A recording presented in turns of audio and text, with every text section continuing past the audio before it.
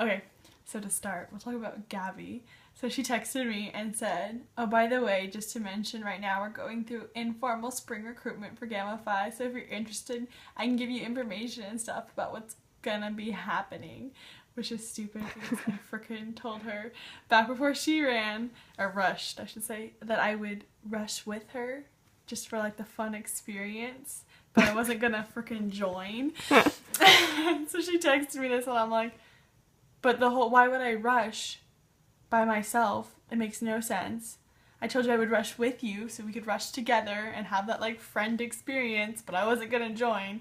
So what would be the point of me rushing now? So I was like, oh, I'm too busy with Psychi and school and work. I wouldn't really have time. But I think you're just being stupid.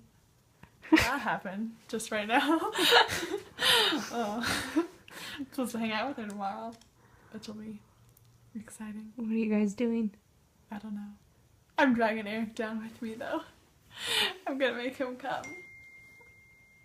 It's okay, we don't need to just address that. Yeah, so that'll be fun. We're gonna go after work. Because I have things to do in the morning. And you don't know what you're doing? Nope. I think we're doing dinner. I'm hoping I maybe like some meat for some tea. So it could be like a short-lived experience. Tea? Chopper tea. Oh. That won't be short-lived. I hope it will. I don't know. I don't want to hang out with her. So there's that. Work. I got off work early today to go to my meeting at school. So that was fun because my children are insane. And I had these two sisters fighting over a cup of noodles. And they ripped the cup of noodles in half. So it was like ripped and you could see the chunk of noodle chilling there. And so I had to try and cook cup of noodles without keeping it in the cup. So I had to like put it into a bowl and then like put the hot water on top of it and then mix it continuously so that all the noodles got cooked. So that was fun. What else? What else do my crazy kids do today? No throwing up. No throwing up. That was the best story ever. I'll tell you my story. Should I tell you again? Just so you have it on video? It's the best one. Okay, so I'll tell you that story. So the other week I had this kid and him and his brother come and they always bring like the junkiest food ever. So I guess he had soda and like french fries or something, and so they had ketchup packets and him and his brother were throwing the ketchup packets around the room. And so I was like, okay, you need to stop and you need to pick these up. So he's like running and like super excited about God knows what. And he bends down to pick up the ketchup packets and he starts coughing. And his brother's like laughing at him and his brother's like, oh, he's gonna throw up. And all of a sudden his coughing turns into like hacking and he vomits all over the floor and I can just hear it. And I look over and he stands up and he like projectile vomits more little chunks of God knows what all over the floor. And so I had to clean that up, which was fun. And Clinton cleaned up the chunks for me, which was fantastic. Turned out to be french fries. And then I mopped it up and like bleached it, so that was fun. And last Wednesday, I had to clean poop up off the ground in the bathroom because our custodian. By the way, you haven't told us where you work, so none of this. I work with Parks and Recreation, and I work inside a senior center in an after-school program with children, but the poop on the ground was not from my children. Instead, we think it was a senior, but because like our custodians come like in the morning and that's it, we have to like clean up messes that happen throughout the day. Yeah, so there was poop on the ground in the bathroom, in the girls' bathroom, and I'm the only female staff besides our supervisor working that day and majority of the time. So I had to clean up poop off the ground and we tried to use the mop. We couldn't find like the actual thing that the mop went in, so my coworker was like, oh, it's okay, we'll just like rinse it out in the toilet. So we shoved the mop in the toilet and then picked it up, and then there was toilet/poop water all over the ground. So I ended up having to clean it up via my hands with gloves and paper towels. So that was real gnarly. That's exciting. What else? I don't know. So what's my next question to go on? No questions. How's school? Escuela. School. Well, I have 2 online classes that are real easy. It's just like a ton of work to do, which is stupid, but it's okay. I'll survive. And those are my 2 psychology classes, because you know I'm a psych major. But I'm taking a child development class, which I really like. That's for my minor. And then I have 2 capstone classes, and those are both in sociology, and one is criminology, and the other is race, gender, class, I don't know, it's that order, which I thought would be fun, because I'm really into like a gender equality and all, and I was like, oh, race is a cool aspect, and class I've never really talked about, but turned out I really don't see eye to eye at all with the professor on any of his beliefs, and I think that some of it is like he's a total hypocrite, and he'll say one thing and then it doesn't apply. It only applies to certain people, but not everyone, and it's dumb and really heated. But my criminology class is cool, and I learned a lot. I have a really cool teacher. She's from Boston, Massachusetts. She worked in the same town as that movie The Fighter with I think it's Mark Wahlberg and the guy who plays Christian Bale, and like she worked on that like crack street. You mean Christian Bale? What did I say? Because the guy who plays Christian Bale. The guy who plays Batman. Himself. Christian Bale. I mean, pretty much the same thing. It's okay, you know. So that was cool. She always has like fun and interesting stories, and I learned how to stab someone with my keys the proper way today in class. So that was cool. What else? I could probably go on and on about my race, gender, and class. But let's talk about criminology. So I have a little more happiness to talk about in there. I just had to write a paper. How do you stab someone with your keys the right way? Okay, so everyone thinks that you put the keys like between your fingers, you know, like so they're like little daggers and you punch people with them. But you don't do that because like the person that you're trying to stab with your keys could grab your hand and squeeze it, and it literally causes you so much pain because you have like keys stabbing into your own hand so that you'll stop. So instead you hold like a fist with like one of your keys protruding out of the top, because then you can like stab them up to their chin or in the eye or something, and that way your keys don't, because they're like all going one direction, it doesn't hurt your hand if they try and grab your hand and like maneuver you, so then you can like, and you have more strength and all this stuff. So I learned how to stab people with my keys today. That's good news, because I always carry my key right in between there, but it's by itself. It's still gonna hurt. We can practice it if you want, because the rest, just that one key? It's just one key. It's my car key. I take it off the hook. Oh. I carry it. Maybe. I don't know. But she said you had more force this way, because you could literally like stab up and that would hurt really bad. You could probably stab a lot harder than you can punch. I think. If that makes sense. I don't know. We just had to write a paper on, which mine was really bad, but it's okay. Whether or not cultural differences should be taken into consideration when dealing with deviant behavior, and I went like super patriotic, and I'm like, you're gonna be America, you're gonna follow America's rules. It was really bad. But I still believe that you should respect other people's cultures, but at the same point, you can't get away with murder because you consider it an honor killing in the United States, which apparently has become a problem. I was reading all these articles about it, and like they think that their women have become too Americanized, and they're like, who is they?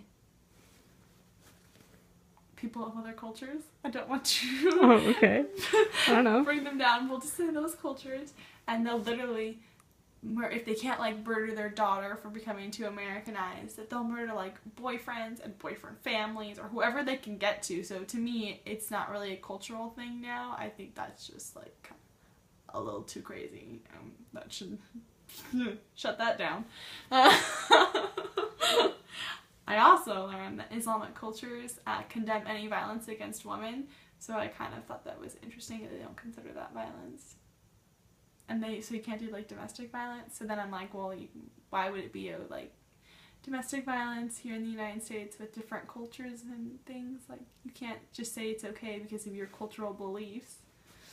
Because obviously it's not. Cause You said they condemn it? Yeah, they condemn it. So then they're not practicing it. They're not.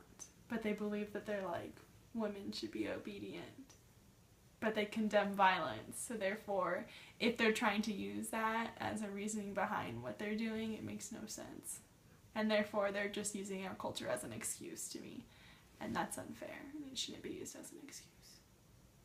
Because otherwise, then we need to give excuses to all the cultures who want to get away with stuff. Which isn't okay. And then we have anarchy because everyone's getting away with stuff because my culture says it's alright. So if you're going to come live somewhere, you need to abide by the rules. If I went and lived in another country, I would be expected to abide by the rules and not just rebel against them because of things I learned in America, and I have cultural beliefs because of over here. So that's how I feel. Follow the rules and we can avoid chaos and people dying. Things. That's my goal in life. To follow the rules. So nobody dies. Nobody dies. So people don't die. We follow the rules. What else? What about that other class? Race, gender, and class? I have a lot to say about that class. We'll start with the professor. I think he has this idea that we are, I want to say, ignorant of what goes on in the real world, and that just because we do not fit a certain category, we absolutely have no understanding of what they're going through or what they may have gone through or things like that. And I don't think he can make that assumption about people. Who's they? I'll say different groups. So whether it's a group based on their race or a group based on their gender or their socio-economic economic status. He assumes that maybe because you're not in one of those same groups as a certain person that you automatically don't know anything that they're going through. But then he contradicts that point and says, well, he made this on the very first day of class. He told us that we were going to learn about each thing. First we would do class, and then we would do gender, and then we would talk about race because like we're building up. And he was like, and by the time we get to race, you know, white women will understand what people of color have to go through because women face power struggles because of men being better, blah, blah, blah, all this stuff that he thinks that we're going to learn through his class, and it's not something we already know as people living in the United States. We all face our struggles and our problems, and I'm sure we can all relate to one another on a certain level, and I think he thinks that somehow we don't know that already, and that we're ignorant of it, and he's going to enlighten us on the subject. And I think he needs to remember that we're college students, and there's a reason we're here, and there's a reason we're taking this course. It's not because we're stupid. It's not because we thought it would be an easy A. It's an upper division course. We're choosing to take this because we wanted to take this. Let's see, what else? What about him? I think sociology in general is interesting. And what I found interesting is their word choice. I think that they think by changing words, this is what I found really interesting, it's going to somehow take away some of the power it has or something. That it's going to give me more power if they spell woman with a Y instead of an A because it no longer has the man word in it, which I don't think it does. I think my power comes within myself, and therefore I don't need them to change one word or one letter in a word that describes me to give me any more power towards men or something. I also think that it's very focused on what's negative, all the negative things that occurred, instead of focusing on positive things and searching for equality. They're very focused on what's bad, and like they put all their energy into the bad things, but somehow this is supposed to create equality, and I don't think it's that. And that's why I was saying I really liked my child development class, because it is based on focusing on strengths. So like when we talk about family, we look at the family strengths, and we don't really focus so much on what they don't have that is strong in them. We look at the things that are good, and we work on those things and try and make those things better, instead of always focusing on the negative side of things. And I think this course is taking a very negative turn, and I'm not sure if it's meant to be that way. I'm not sure if it's just the professor and the way he presents his information, but it comes off really bad sometimes. I mean, and I feel like it's hard to say something because I am white, but that's about it. Like, I'm not elite. I'm not, like, I don't know. Oh, this is where I get this from. Because the first day of class, he told us that he didn't care much for the opinions of white, male, elite, Protestant, or born in the United States opinions. He looks for somewhere in the middle or something of that. And it was a little offensive because I was like, well, being white, are you going to make an assumption that I'm elite, that I'm Protestant, that I'm born in the United States, and that my opinion doesn't matter? The only thing I really had going for me at that moment was that I was a woman, because my opinion apparently matters a little more because I have faced some sort of struggle in my life. So that was kind of annoying. But, you know, he's just a very interesting person. Oh my god. And then when he freaking lectures, he complains about, well, not complains, but he's like, oh, I never script my lectures, so sometimes we don't finish everything that we need to get done in a day. He literally tells us this every single class, that we may not finish everything we need to get done today. You know, I'm telling you this for the 1,000th time. Instead of just getting to it and working on the lecture and getting to the lecture and doing the activities, he needs to like sit and talk about how, you know, his lectures are not scripted and therefore they take a lot longer. And let me tell you that we may not finish today, so we're going to talk about this, that we may not finish for another 5 minutes, so you can know how great of a professor I am and that I don't script things, that I just give you knowledge. Instead of just getting to it and, you know, working on his plan for the day, he like sits and talks about things and goes on little tangents that have no relevance to what we're trying to discuss. And it's kind of annoying. And I'm trying to get past this, like past this class. Yeah. So he does that literally every class. We're like a whole class session behind now, he claims, but I think we're farther than a class session behind because looking at the syllabus, we're nowhere near where we're supposed to be. I'm hoping it gets better, like once we get more focused on things, so I can learn something. I hope the environment of the class gets better, and that it doesn't feel so negative and like he's, I don't know, that he has a certain opinion and is very biased. I'm hoping we can find some sort of little middle ground around here somewhere in the next couple of weeks. Otherwise I'll really start regretting my decision not to drop the class when I have the chance. But it's okay. We're gonna make it. Let's see. I don't know.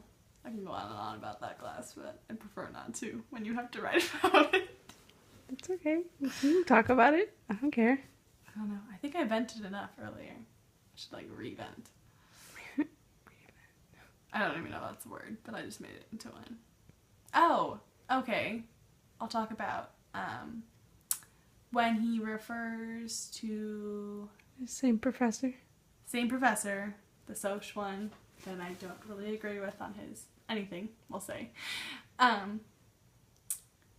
He's very into this intersectionality thing, which is the idea that you can't like separate certain qualities of a person. That when you look at a person, you have to keep all of them. So whether it's you have to look at their race, their gender, you have to look at everything as a whole. So if they feel like someone is being discriminated against, you can't look at, oh, it's because they're a woman. You have to look at, okay, maybe it's because they're a woman, maybe it's because of their race, maybe it's because of their cultural ideas or whatever. You have to be able to look at all of it. But I feel like he doesn't do that himself. Like, he's very one way kind of deal. Doesn't include everyone, it doesn't include all ideas.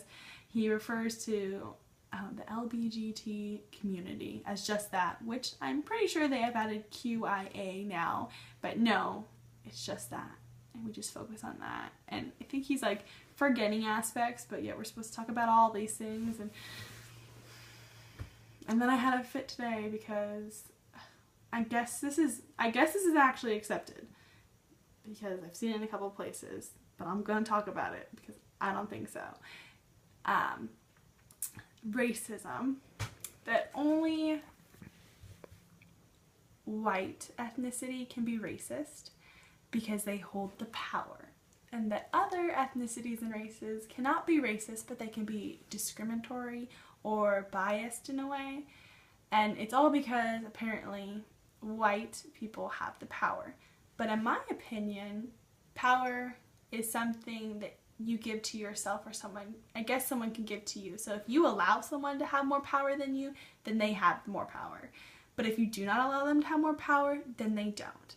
And therefore I think that racism can happen with anyone, and it's not just with white people. I mean, someone who's of a different ethnicity than me could have theoretically more power and therefore be racist to someone. And I don't think that you can only use one term to describe one group of people, but it's okay. Because I think it holds a very, very negative meaning, whereas if you look at racism or you look at someone being biased, one is a lot more negative than the other, but yet is the action of one really any less? So if someone were being discriminatory towards one race, are either one of those any less? Like, oh, this one's not as bad as this one. I think they're all bad. And I don't think that there should be certain terms for something that is basically the same thing, just being done by different races. That doesn't make sense to me. Homophobia, can't use that word either, because apparently it's not right, because it puts the blame or whatever on the homosexuals, which I understand. If you dissect the word, it does. But to me, when you say that someone's homophobic, it puts it on them. Like, you're the one with the issue. The homosexual people are perfectly fine. You're the one who's homophobic, so you have the problems. But instead, we're supposed to use heterosexism, because it puts the blame on the heterosexuals for being the problem. Which I'm like, okay, but we have this... What? Go ahead. Because I told you that earlier. That's like, it's literally the fear of homosexuals. Yeah, and that puts people down. That's like saying you've got arachnophobia or whatever, and you've got a fear of spiders. Poor spiders. F the spiders. Well, it's not the spiders' fault that you're afraid of them. Spiders didn't do anything to you. Right, so why should their name be in the fear itself? Because that's what the fear is of. Describe what the fear is. You have a fear of heights, there's a word for that. The heights didn't really do anything to you. Did you fall off something? I mean, that's just something that we do. It just describes it to me. But I personally don't think that the negativity of the word is put on homosexual people. Yes, but you're also not homosexual, are you? I'm not. So therefore I don't understand their problems. I can't empathize with them when I stood in the rain against Westboro Baptist Church and saying that they shall go to hell. I don't understand the pain that they're going through. But yet I'm there for them. But okay, we'll just forget that. Also, women cannot be sexist. Only men can be sexist, which I'm like, gender equality, I'm gonna be sexist. And it's because men have more of the power, which I think is totally not true, because in a lot of cases and scenarios, I think I have more power than a lot of men. But that's okay. I guess you have to look at it from a much broader perspective, and you have to look at it from, like, freaking, I don't know, the world. And I guess men would have more of the power because they do get paid more and all that, which was another thing that we discussed. But I still feel that regardless, I think a woman can be sexist. I think she can have power, and I think she could be sexist. And I guess maybe that's just me being like equality for everyone. That words apply to everyone. That's how it goes. Everyone gets to use the same terms because we are all equal here. I don't know. What else did we go over? Go on. What do you want to say? I want you to give, like, an example of, like, women's sexism. Because it does seem like an odd thing, you know? Women's sexism. Oh, I don't know. You have terms like, that's girly and stuff, but that's sexist against women, using it as a Yeah. derogatory towards men. You don't say that's manly to someone, do you? Like, Well, if you tell someone to be a man, like man up, it could be sexist. I think that could be sexist. You're telling a man he's not manly enough. I think that's sexist. Just like, well, you could tell a girl she's not girly enough. But you could, but like I don't know how you would say that. But I think things like that, because I think it's, I don't know how to put it into words. Like, okay, so in this class, we talk about how there's all these genders, and there's not just two, and blah, blah, blah, blah, blah. So, a man should be able to be a ballerina. He should be able to have a feminine side, and he should be able to have however much of a masculine side he needs or wants, and you shouldn't be telling him that he needs to man up, right? Or not to be a girl. Like, there shouldn't be that at all. So I think by saying that he needs to man up, that's kind of sexist in a way, because he may not be that manly, or what is considered masculine. So by you telling him that, it's kind of sexist in my point of view, I would say. I think. That's a way of explaining it. I don't know. You don't want that in your video? when you cracking your knuckles Get ready to fight! with your keys. With my keys, which are not here, so I don't know. I have a lot to say about that class, and I don't know how to articulate it in a academic setting yet, so I'm working on it. I'm how to put my words into effect. What's next?